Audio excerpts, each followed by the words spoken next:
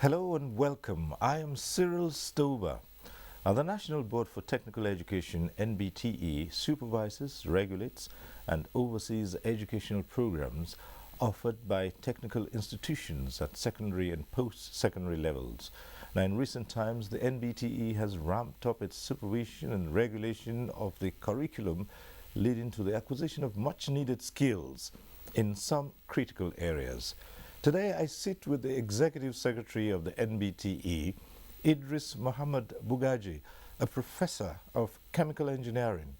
Professor Bugaje is a scholar of international standing with over 68 publications and having 5 patents to his name. He is a registered engineer, a current registered engineer and a fellow of the Nigerian Society of Chemical Engineers.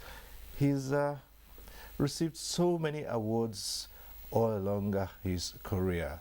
Would like to welcome him to One on One. Professor Bugaje, thanks for joining us on One on One. Yeah, welcome. Thank you so much, Nasir. Thank you. Let's start from the premise of technical education and a brief assessment of technical education in Nigeria as we know it today. Well, at the moment, technical and vocational education, there are two arms. Right. Technical and vocational. They are in a very serious state of disrepair. I think that's the best word to use to describe the situation we are in. In the past, as you remember, after independence, the technical colleges were doing extremely well. A lot of their products got admissions into polytechnics, Yaba, Kaduna Polytechnic, etc. But unfortunately now, those technical colleges are a shadow of themselves. The infrastructure had decayed, equipment had not been replaced, and parents no longer send their children there. And the polytechnics are only now taking candidates from the conventional secondary schools. And even then, the training is a little bit skewed towards certificates rather than acquisition of skills. So we are now trying to reposition that, bring back Tibet on its proper track, so that parents can even be motivated to send their children to technical schools as well as polytechnics. Let me put this to you. At some point in time, yes, so many parents would rather their children went to universities as against polytechnics. And so over a period of time, you found out that it was seen as acquiring a university education was much more beneficial than attending a polytechnic. Yeah, well, that is the very colonial hangover that we have for a long time. And university degree holders are all over the country without jobs, without any engagement. Some have gone even to do masters thinking they will get a job. There are even PhD holders without jobs. And the point is we are missing in this country is it is not the paper qualification that matters today. Maybe in the past, but today what matters is what your hands can deliver. It is the skills that matter. And that's why the motto of the NBTE is now skills, not degrees. In other words, let us focus on training Nigerian youth to acquire relevant skills needed locally, and that can even be exported. Globally, the whole trend is changing towards skills. The CV that we know conventionally, you put education. Today now they are asking you to put a section on skills. What skills have you acquired? Because it's not the paper that matters. Jelani Aliyu, when he went to the US after finishing HND in Birnin Kebbi, they didn't ask for his degree or whatever. They tested his skills. He got some extra training and he performed very well. He was able to design the Chevrolet and many other, car designs that brought him out to the world. And now Nigeria was able to bring him back home to develop that sector. So it is the skills that matter. And parents should have a change of attitude as far as this issue of paper qualification is concerned. We have done this for so long, it has not yielded any results. We have ended up with hundreds of thousands of youth graduating every year with degrees, no jobs. And the industries are there looking for skilled labor. I will give you examples. AKK gas pipeline, one of the major infrastructural interventions that we have received in this country for decades. People are still underestimating the value of AKK. AKK is going to be a game changer. It's going to revive industries, especially in the north. It's going to provide adequate power, over 3,000 3,600 megawatts of power, etc. The delivery of AKK gas pipeline presently has to be done with imported skilled labor. Ordinary welding, of course it's not so ordinary because the pipe is operating at 98 bar. Welding of that pipe, you need skilled hands. The number that we counted recently were in hundreds. They need about 5,000 welders, scaffolders, and integrity testers at the end of the welding. And most of them will end up bringing them in from China. The Dangote refinery, celebrated refinery in Lekki, he imported over 2,000 Indian skilled workers to deliver it. Go to Port Harcourt, go to Wari, the oil and gas hubs. Most of the welding jobs, offshore, onshore, are being done by Indonesians, Filipinos. We are shortchanging the Nigerian youth. There is need for us to change our attitudes. Most of these skilled workers, none of them has a degree. Some of them don't even have a diploma, but they have certification for those chosen areas of skills. And skills pay even more than those who hold the paper qualification.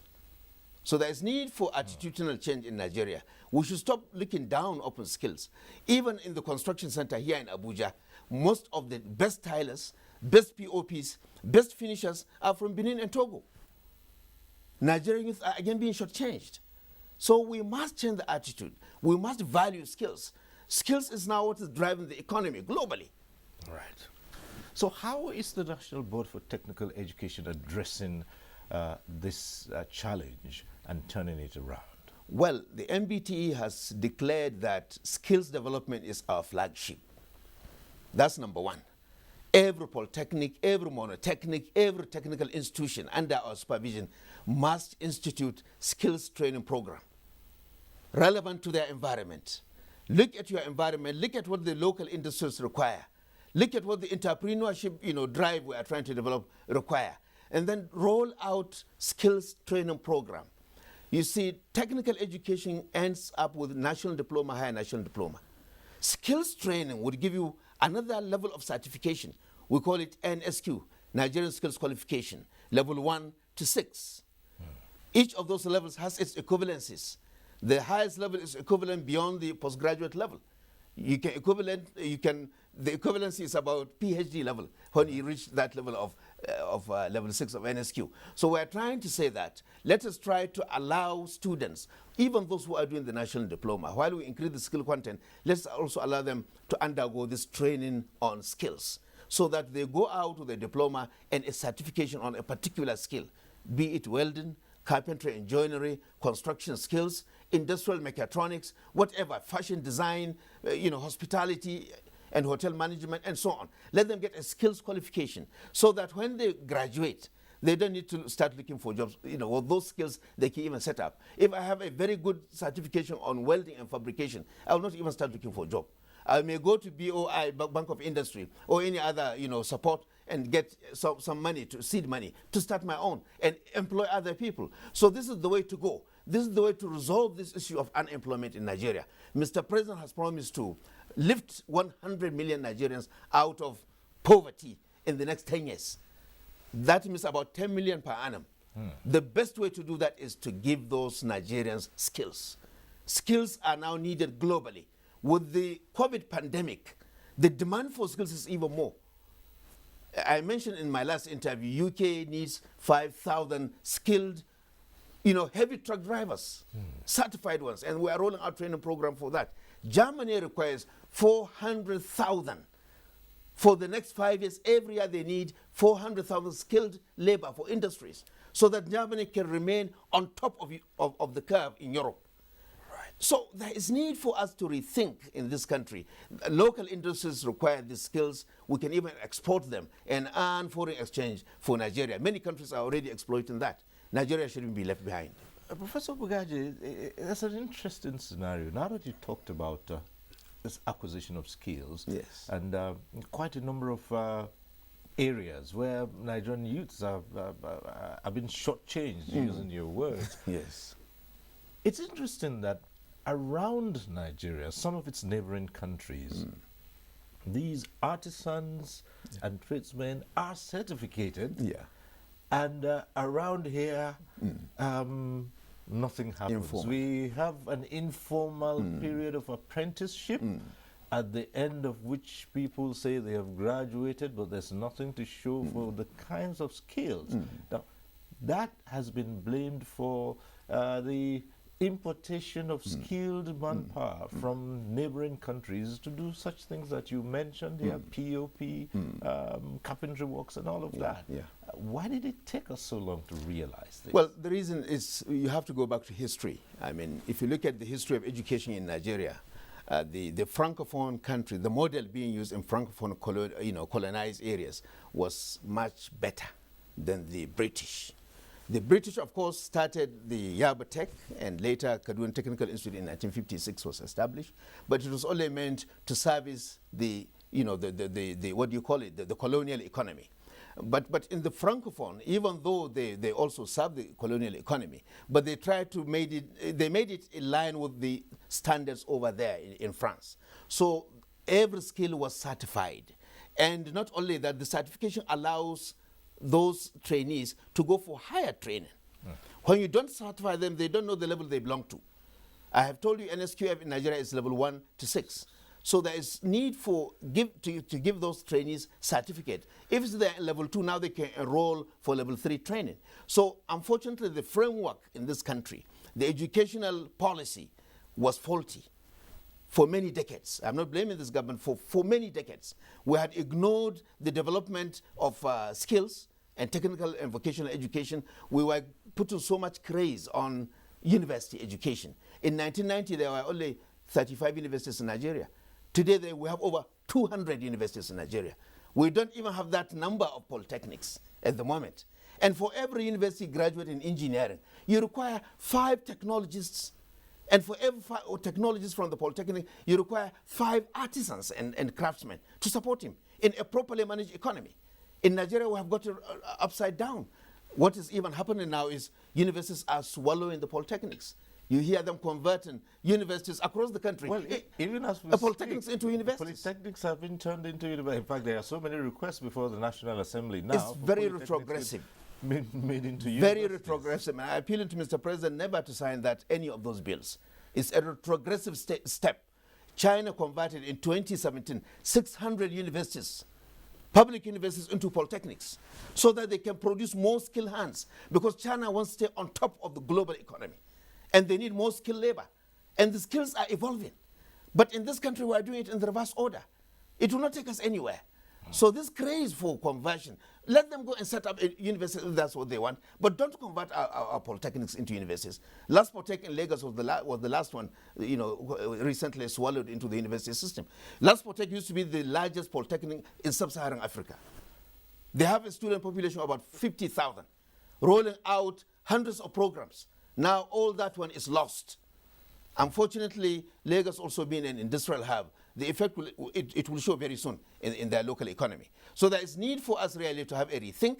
Government should make a policy to stop converting polytechnics into universities. Anybody who wants to set up a university is a free democracy. Let them go and start from scratch. But our polytechnics need to be grown. We need more of them so that we can move our youth into skills training. Germany, if you look at the German system, everybody is praising Germany for what they call the dual system. Ab initio, from the age of primary school, they expose their kids 3 days in school, 3 days in industry doing apprenticeship. By the time they finish secondary education, they have already made up their minds on which skills to go for training. And that way, 80% of the youth in Germany, they never even like to go to the universities. Only 20% go to the universities. 80% go for skills training. And that's why Germany is on top of the curve in Europe. So we have to really change our ways in Nigeria. We need to also invest more on Tibet rather than spending more money on university education, which is yielding only unemployed graduates all over the country. Right. Quite recently, Nigerians were surprised that the NBTE came up with a program that it said was for heavy truck drivers. Yes. And quite a number of people asked, well, what's NBTE got to do with truck drivers? You're right. Well, it's interesting really because the mandate of the NBTE is so broad that anything outside, any training outside the university system is under our purview.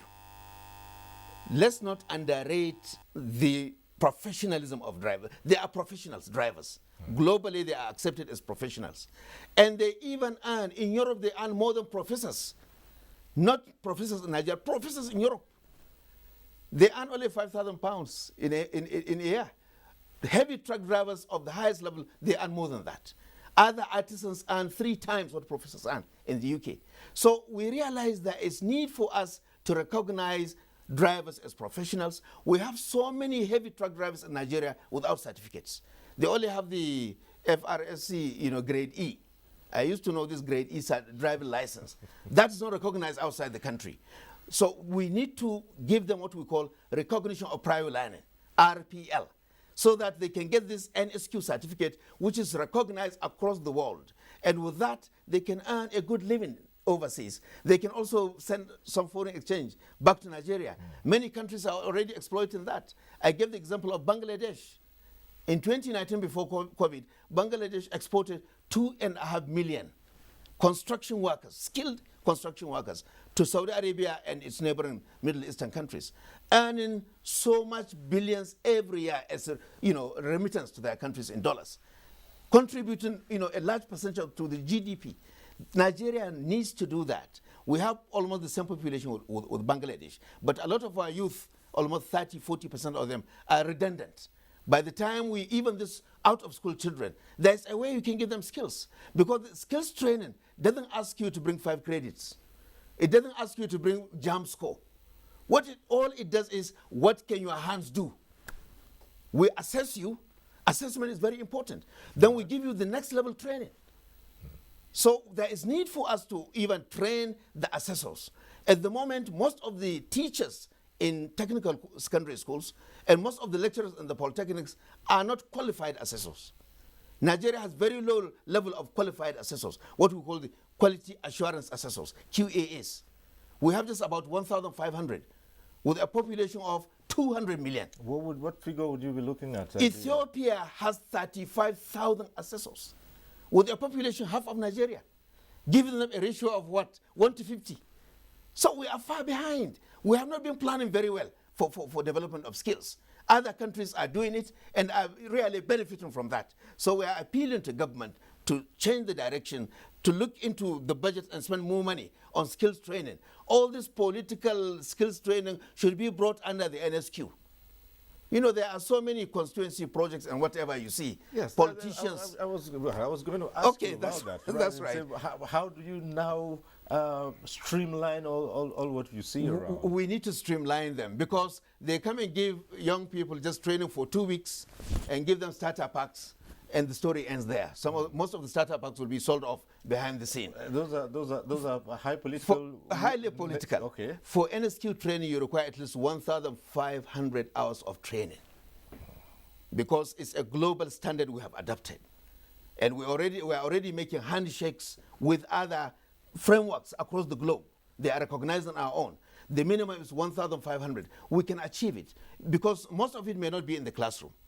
It may only be 20% in the classroom, 80% on the job. That's what we are doing now with Panteka. Panteka in Kaduna houses 38,000 youth.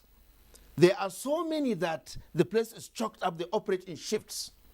You will find a parent, a grandparent, and a child choked up in one place. The reason is simply because they don't have certification. By the time you give them certificates, those who graduate will move outside. They will move to industry. They will get employment. New ones will be taken in. So that's the program Kaduna Polytechnic has now started with Panteka, trying to certify those skills. There are about 38 skill sets. On the average, engaging 1,000 apprentices on each. And we're now trying to develop it, roll out the training, 80% on the job, only 20% 1 day in a week in the classroom. And that's the way to go. This obviously includes people who do welding, welders. All these roadside welders. Yeah. Okay, then you even have mechanics. Auto mechanics, panel beaters, and electrical, like electricians, and so on. Yeah. Yes. Yeah. All those are important skills. They are needed. I mean, if we don't have the last time we had a meeting in Lagos, and in a big hotel, a 5-star hotel, and unfortunately the lift went bad. They had to bring Indians. We saw Indians repairing those lifts, and I felt a big shame for Nigeria. These are basic skills that Nigeria should have more than enough. We should be exporting it out. So all this automobile repairs, panel beaters, we need to certify them. By certifying them, we do what we call the RPL, recognition of prior learning, give them certificate, they roll out the next level training for them. At the moment, there is one private initiative in Lagos, I don't need to mention the name. Right. They have a big garage where they train young people on automobile maintenance and panel beating. And as soon as they finish that training for 6 months, intensive, they get visa to go to Germany. And that was what motivated me to start what I call the NYSE program. Okay. Nigerian Youth Skills Empowerment Program. Okay. I have received ministerial approval to go ahead with that. We have identified certain skills training centers across the country. We are going to roll out NSQ training, and we are linking them up with industries in Germany. As soon as they finish that training, they will get employment in Germany. They will earn a good living. After 5 years, they will come back to Nigeria, impact what they have learned in Germany on the local industries. So it's not a brain drain. We are going to bring back something to Nigeria. What areas are covered under this initiative? Well, for now, we have taken just a few. All right. We have taken industrial mechatronics, because every industry today is run with mechatronics equipment. The controls and the process controls, etc. And for that reason, maintenance of those, they need industrial mechatronics. So we are working on industrial mechatronics. We are working on automobile repairs, even though the automobile repairs now is tending towards electric cars. Right. We're also working on panel beating. You will go to Europe, a small damage on the body of the car, they throw it away because they don't have good panel beaters. So we are looking on about 3 or 4 skills that we are going to train young Nigerians on that. We are right now discussing with the partners in Germany, our embassy in Germany, Nigerian embassy in Germany, so that we can develop, an MOU to facilitate this training. So very soon, the NYSE, not NYSC, please, right. NYSC shall be rolled out, and this will facilitate young Nigerians to go outside. Now, the advantage of allowing young, skilled Nigerians to go outside is they will acquire additional skills on the job over there, and they now bring it home. This is what Turkey has used to develop their industries. If you go to Turkey today, the standards of their industries is like any European country. I have seen the factory where they are making these shock absorbers for Mercedes-Benz. Mercedes-Benz is a brand from Germany, but every shock absorber is made in Turkey. Why? Because the Turkish citizens have found a way of delivering their skilled workers to Germany. And after acquiring those skills, they are now coming back home to build industries using German standard. So this is how to grow our economy. Today, Turkey is the 17th largest economy in the world. So there is need for us really to reposition skills so that it can now deliver a lot of dividends beyond what degrees are offering us today.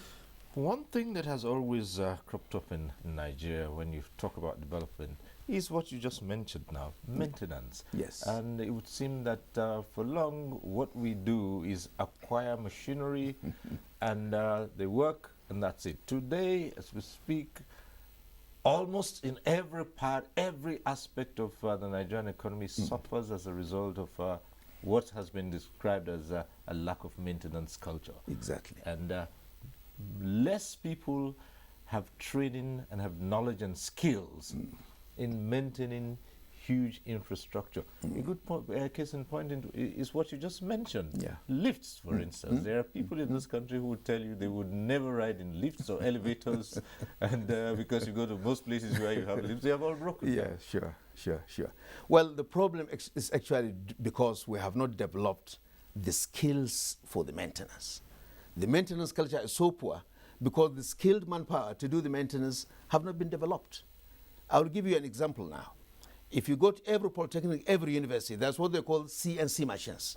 These are computerized lathe, milling, drilling, and other services machines, that can give you precision. All the spare parts of vehicles are made with CNC. Otherwise, they will not be uniform. So those machines have been brought in the past 20 years all over the country. 95% of the ones in the universities are not working. A lot of money invested and wasted away. 85% of those in polytechnics are also not working. I found about 5 of them while I was rector of Kaduna Polytechnic. I was able to revive 4 out of the 5. The 5th one, the spare parts are not even available. So the problem is we need to develop skilled manpower in maintenance. In fact, before we bring in these machines into the country, we should train the operators and those who will maintain them.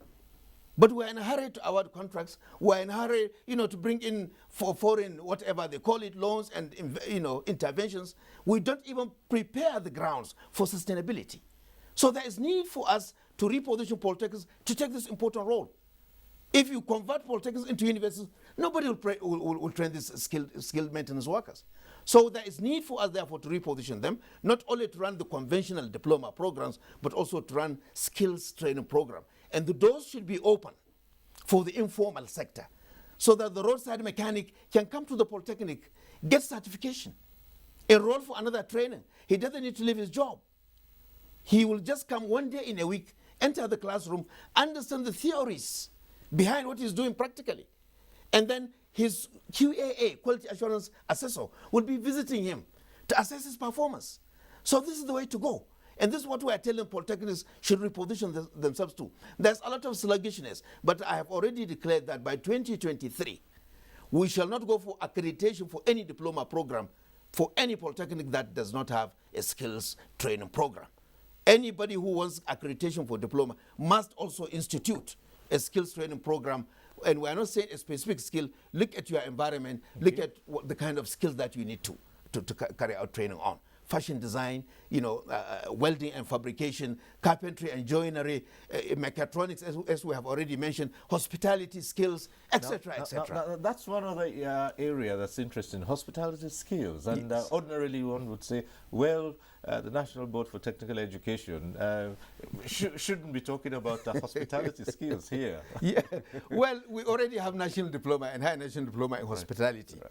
So now we are also providing another track of training for those who do not have, the 5 credits to go for that national diploma. Let them come acquire hands-on skills. Yeah. Today, a lot of these hands-on skills in top hotels in Nigeria are provided by Filipinos or Asia, true, which is most unfortunate. We should be exporting those kind of labor across the world. And now Asia is taking advantage, and Nigeria, which is leading Africa, is just lagging behind. So any trainer outside, let me repeat, any trainer outside the university system belongs to the NBTE. Not only hospitality, we are even supposed to be concerned with traditional, midwives, who look after, the skills. They have skills. Right. We need to roll out training for them. We will not ask them bring 5 credits. Under NSQ, we can develop a national occupational standard for them. Let them undergo training. Let them acquire certification. Even those who are doing vigilante, let me tell you, we were planning to roll out NOS for proper work as a vigilante. There's a lot. Look at what happened yesterday. 63 were killed in Kebbi. If they had been given the proper training and orientation, intelligence gathering, that tragedy wouldn't have happened. So there is need for us to wade into all areas of skills. NBTE is repositioning itself. We're supervising over 700 institutions at the moment. And we're ready to roll out skills training across all these institutions so that we change Nigeria. We change our attitudes towards skills. And we bring, a turnaround into this sector. Let me take you to an industry that has been in the eye of the storm for quite a while now. This is construction industry. And so much has been happening there, building collapse, and that's what we hear all the time. All the time, yeah. Wonder whether standards are adhered to, even by all those who are directly concerned with all aspects of construction. And you do have a huge number of artisans who are in construction. Yeah, well, let me mention that among all the sector skill councils we have about 12 of them in Nigeria at the moment. The construction sector skill council is one of the best. It's only unfortunate that quacks are going into that industry, those who do not have the certificate. And the mistake we are making is those who engage them. If somebody doesn't have the correct certification, he doesn't have the NSQ certification, he doesn't have even the safety and, the OSHA certificate, there is health and safety certification that you require to work in a construction site. So unfortunately, we just engage those quacks in big construction, projects, and they end up collapsing simply because we are not following the rules of the game. So all those involved should be prosecuted, and I think the best way to serve as a deterrent to others. But I think the construction industry, they are doing well. The Nigerian Institute of Builders, NIOB, is doing fairly well. They even have a whole training institute here in Abuja. Federation of Construction in the FOSI training institutes. They are rolling out NSQ training. We are collaborating very closely with them, but I think it is in the practice. Those who engage the quack ones, I think that culture must stop. Okay. Now, you started with heavy truck drivers. Yeah. What's the next stage? Well, for the heavy truck drivers, we have already rolled out the occupational standards. That's what we call the curriculum. Okay. Now, we are now trying to get all the training, providers engaged. We have identified quite a number of them. We have invited them, we have spoken to them, and they are now going to roll out RPL. Recognition of prior learning wouldn't take long. Maybe within a month, they will be, they will be assessed and certified. And as soon as that is done, we have already made arrangements for the job opportunities in Canada, Australia, UK, and other European countries. We are now going to make arrangements to facilitate some of them to move over there. There are also demands locally. The Dangote industries require, in fact, Dangote is setting up a whole school for training heavy truck drivers. There are a few others, La Page and a few others are also having their own. So we'll try to meet the local demand, and any excess, we can now send them outside the country. And there will be other skills that we are going to look into beside this one. Okay, particularly, let me go to this other one that tilers, for instance. Yes. What is in the pipeline for those who do this kind of work? Because exactly. For tilers, POPs, finishers, etc., we already have NOS. Okay. We already have training institutions running these qualifications. And we're appealing to parents and children and even the youth to get enrolled. All over the country, there are many of them, north, south. And we're therefore encouraging young people to please be enrolled, get a certificate on your skills. Don't just go and learn as an apprentice in an informal way. Try to go and get a certificate so that you can know your level, and now you can aspire to a higher level. And then you can also be engaged, by industry and by others. Now, you've talked about running programs side by side, the formal school system with the theory and then with the practicals. What about individuals who are currently engaged in something else, but who haven't realized the place of skills acquisition in development, decide to now go in and acquire skills in fields like that? Yeah. Now, we're encouraging individuals. It doesn't need to be the training centers. We have 3 components in skills training. That's what we call the training center. There's the regulatory body, the NBTE. And then there is the awarding body. The training center does not give certificates. This is the check and balance that we have under NSQ.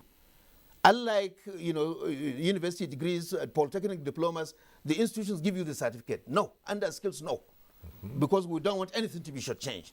So what we do is we allow a professional body to do the awarding body, to be the awarding body. Okay. They will do the accreditation to ensure you have the required training equipment and personnel, and then they will now supervise the external quality assurance comes from the awarding body. Now we are encouraging private sector to become training centers. It doesn't need to be a government polytechnic or monotechnic. We want private sector individuals who have a big workshop for carpentry, for example, or furniture making. You can write to NBTE, you can be given the status of a training center. And those young people you are working with can be working for you at the same time undergoing training, improving on their outputs. And this way, they can even graduate, move elsewhere, new ones will come in. So you are now serving two purposes, production and training at the same time. Prof, there are many government agencies and institutions that are involved in skills training and skills acquisition. Yes. What role does the NBTE play in the training schedule of these institutions? Well, many of them come to us and we give them the curriculum. Even NAPTEM, we give them the curriculum, they produce the syllabus. But ITF does not do that. Well, the Industrial Training Fund, you know, we know the history of ITF. They had been established basically to provide, to facilitate training of students in industries. Okay. But that mandate of the ITF has changed. Now they are becoming training centers. This separation of power between regulator, training center, and the awarding body does not exist in ITF. They develop their curriculum without the knowledge of NBTE. They run their training program and they issue certificates. But nobody recognizes their certificates because we receive, you know, letters from even outside Nigeria to confirm the validity of certain certificates. These kind of certificates are invalid. So we have appealed to them that let them come, we work together. There is no need for, ITF should be refocused on its earlier mandate. Today, students training in industries has collapsed. They are busy just building training centers all over the place. Look at another, beside ITF, the Ministry of Labor is issuing what they call trade test. Okay. That's one of the worst certificates in the world. The labor syllabus comes from the Ministry of Labor. The examination, Ministry of Labor. Awarding body, Ministry of Labor. No check, no balance. And that's why there are allegations that you can even buy the certificate of trade test across the counter if you have 10,000 naira or so. It's an allegation anyway, but it's very true. I have seen many people who have done that. So we are appealing to government to delist trade tests. Delist it completely. This is an amazing revelation. Exactly. But all these bodies were set up by the same government. So isn't there a point at which issues such as these are discussed? Well, we have what we call the National Council on Skills, chaired by the Vice President. And all these divisions we have done our best even to convene the meeting of the National Council of Skills last year. It couldn't work. Unfortunately, there are some structural problems with the National Council of Skills. They are the ones to streamline this. But since the National Council of Skills has approved the NSQF, we are saying that every other skills qualification should be collapsed into the NSQF. Trade test certificate should be delisted completely. You ask the industry, they don't respect trade test. It's only in government agencies that you can bring trade test and get employment. But no industry recognizes trade test. City and Guilds is a foreign qualification. There is need for us to come and collapse it into the NSQ. We need to promote this Nigerian brand, the NSQ, so that it will be also recognized both locally and globally. We're already in talk with other frameworks in UK, in Germany, in Canada, so that we'll be able to understand and have a handshake, so that there are equivalencies across the world. Now, but most importantly, we should stop the proliferation of just issuing any kind of certificate. NBTE has that primary mandate to ensure that everything is properly accredited and certified. So for that reason, we're appealing on the Ministry of Labor, because ITF is also under the Ministry of Labor, to please come and have a meeting with the Ministry of Education so that we can sort out these issues. But for now, we are even making another bigger appeal to government that there is need for us to set up what we call the National Skills Fund. And we do not want overtax industries, because there is no need to discourage investors. We are asking that the ITF Act should be amended.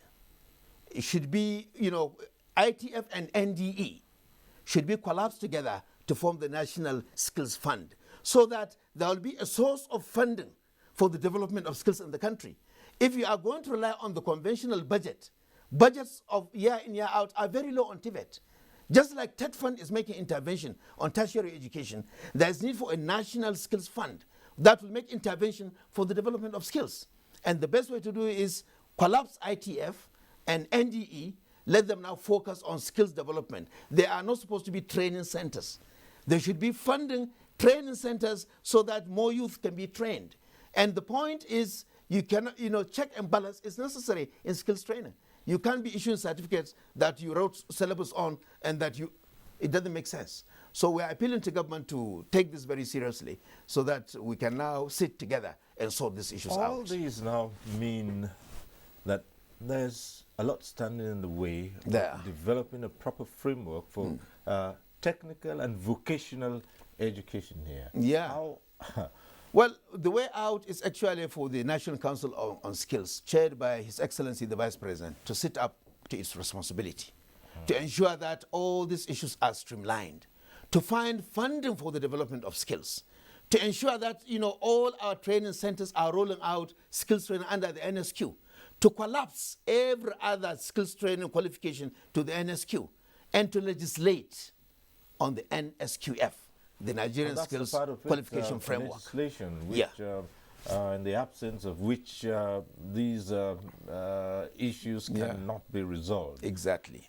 So we have already written officially on that we need legislation to back up the Nigerian Skills Qualification Framework so that it will now become a law, and then every other skills qualification will now be gradually, we can give a 5-year moratorium so that all other skill qualifications can be collapsed into this. It allows check and balance. It has been validated not only by Nigerians. We have brought development partners from UNESCO, from International Labour Organization many years ago, and it had been approved since 2013 by the former administration, and it was in 2017 that it was formally launched. And now we are trying to drive it so that it can take its position in the scheme of things.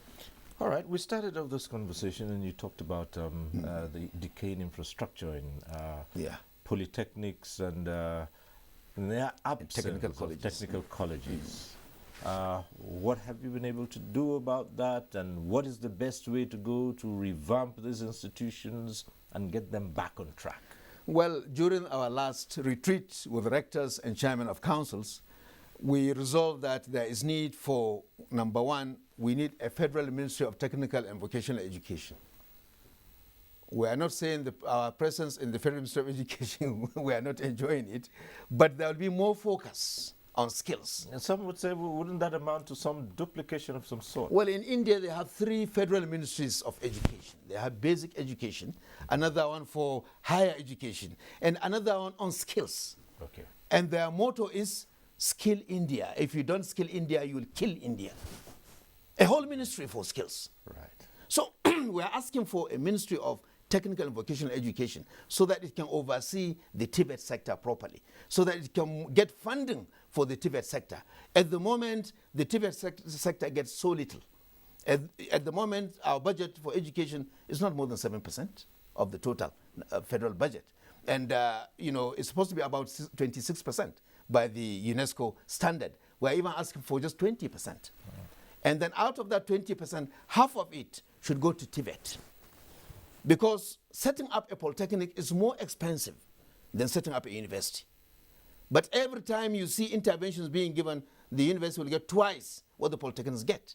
So we are being shortchanged by 75% because it costs twice to establish a department in a polytechnic because of the requirement of workshop, laboratories, heavy equipment that are needed. It's more expensive. So there is need, therefore, for more funding. The budgetary funding for TVET should increase, and we say half of the total budget for education should go to TVET. And not only that, we should also try to reposition the technical colleges. They are supposed to be feeders to the polytechnics. That has been abandoned for a very long time. They are supposed to be feeders, so we need to reposition them. Many of them, the infrastructure has totally collapsed. You can find a sociology graduate, principal of a technical college. What can he deliver? Even the states are not helping matters. So there is need for us really to declare a state of emergency on TVET.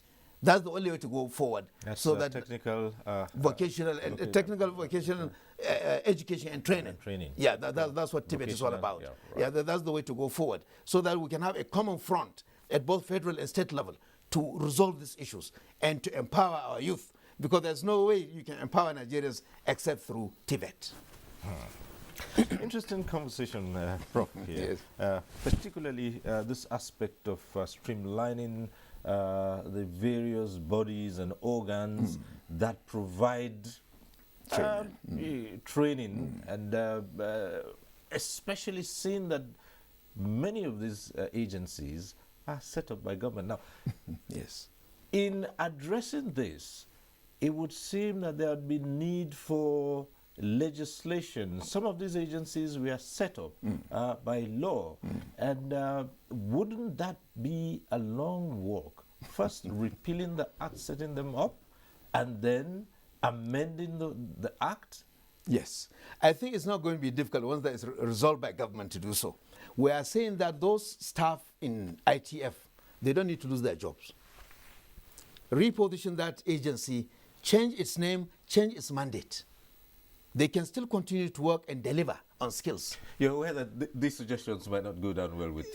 They may not go down, but you know, as an academician, we have to call a spade a spade. I wouldn't call it a shovel or anything else. So it's better we say the home truth. This is the way to go. I have said this publicly, and I've even spoken to some of those people from ITF, and they do agree, but you see, we are not saying they lose their jobs. But we want the mandates to change so that they will focus on funding of training. I was in Morocco in 2019, just before COVID, and I saw a very good structure. OFPTT is a French acronym. You know, they are like the ITF. They do fund about 320 Tibet training institutions. And in Morocco, they pick young children from the age of 15. They don't even go to senior secondary school. They go straight into skills training. And by the time they finish their qualifications, when we went there were about over 500,000 of them enrolled. And the king had given order that in the next 5 years, he wants that figure to jump to 2 million. By the time they finish their training, majority of them are being exported to the Middle East, to Europe, you know, to earn foreign exchange. Because Morocco doesn't have oil and gas. They only have phosphate. And Nigeria is importing, you know, superficial fertilizer from Morocco. But it's amazing to find that 90% of the skilled workers in almost every industry in Morocco were grown through those technical vocational education institutions. So there is need for us to learn from the global best practices around us. Morocco is a very good example to follow. And therefore, there is need to reposition all those technical colleges. We visited some of them in Morocco. And when you enter, you will think it is a campus of a university in Europe. The beauty, the quality, the machineries there. Government there is funding them very well. If you enter a technical college today, anywhere, even in the FCT, you will see a broken gate, you will see a damaged classroom, workshop leaking, machines obsolete. The materials even to train the young students are not available. They are just wasting their time there. So there is need for us to invest more money, bring in more machineries, train the lecturers and teachers so that they become quality assurance assessors. And this is the way to move TVET forward. And the impact would be very evident. Let's turn attention to the NBTE itself now and see what future for this body. Reposition itself, also providing the needed leadership in technical and vocational education. Yeah. How is the NBTE itself re-engineering Yes. its being? Yeah, at the moment we are restructuring NBTE. We have created, with the approval of our Honorable Minister, we have created 6 zonal offices so that we can take our mandates to the grassroots, so that we can monitor what is happening across the geopolitical zones, so that we can also push this skills agenda down to the grassroots. Within the NBTE itself, we have created new departments. Inspectorate to ensure everything is being observed properly. We have created new institution registration. We have created a few others. These are all to reposition the NBTE to deliver on this very important agenda. We are making these skills our flagship because we believe this is the only way we can save Nigeria from this present unemployment challenge that we are facing. And we are trying to do advocacy so that people will understand and value skills training. The Vice Chancellor, let me say it publicly, the Vice Chancellor of one of our universities here went for a workshop in London. And then his colleagues from Scotland wanted to go, the weekend came in between. And they wanted to go for a weekend in Glasgow. And he asked them, why do you need to spend air ticket to go to Glasgow? Why don't you spend your weekend with us here in London? Because we are continuing on Monday. They asked him, what are you in your country, Nigeria? He said he was a professor. Then they asked him, a professor in UK here earns only £5,000. And they said, over there, a master craftsman earns £15,000 per month. And therefore, air flight ticket is like taxi money in London for them. So the money even is in skills. We don't seem to understand that. All these welders in AKK gas pipeline, they are earning 800, 900,000 per month. A lecturer or a chief lecturer in the polytechnic is only earning 400,000. So there is even more money in skills. We need to push our young people into this area of skills. What future, as you look ahead after repositioning, what would you like to see the NBTE as in the next, let's say, 5 years? Well, since you're pushing that Nigeria should be out there in terms of skills acquisition. Yes, well, we look forward to an NBTE that will now drive this important agenda. And we are even hoping the NBTE would be restructured itself. Yeah. We need to have 2 commissions. Yeah. We need Polytechnic Commission that will now focus only on the polytechnics and monotechnics. Then we need to have another commission on technical and vocational education, or you allow the NBTE to maintain that so that there is a more focus on skills. To me, this is very important because the work on the NBTE today is very high, is very heavy. Over 700 institutions that we are supervising. NUC has only 200 universities. NCC has less than 100 colleges of education. We have over 700. It's a very heavy responsibility. And our funding is not as good as all these 2 others. Right. So what are the representations for more funding? Exactly. We're asking for more funding. We're asking also for a Polytechnic Commission so that the agitation by ASUP can be met. Let them go and look after their polytechnics and monotechnics. NBTE can now focus on skills so that we look after the tertiary and sub-tertiary skills training centers. It means you do recognize that industrial unrest within these institutions is quite capable of hampering progress. Yes. Yeah, indeed, I must appreciate the academic staff of polytechnics. They have been very level-headed and very matured. I don't see them like their university counterparts. But that maturity they are showing should also be reciprocated by government. Okay. Like that 15 billion, what that was promised more than 1 year ago, up to now it has not been released. 15 billion is nothing to this government. The way money is being spent all over, I think government should immediately release that money to our ASUP. Government should allow them to have their own commission. Myself personally, I prefer even to remain with the NBTE to drive the skills agenda. Let somebody else go and move with the Polytechnic Commission, because the future of Nigeria lies on the development of skills. We have so many population. Look at how our youth are exposing themselves to danger, crossing the Sahara, crossing the Mediterranean, many of them dying on the way, ending up in Lampedusa, in southern Italy. By the time you give those youth skills, they will be welcome in Europe with red carpets.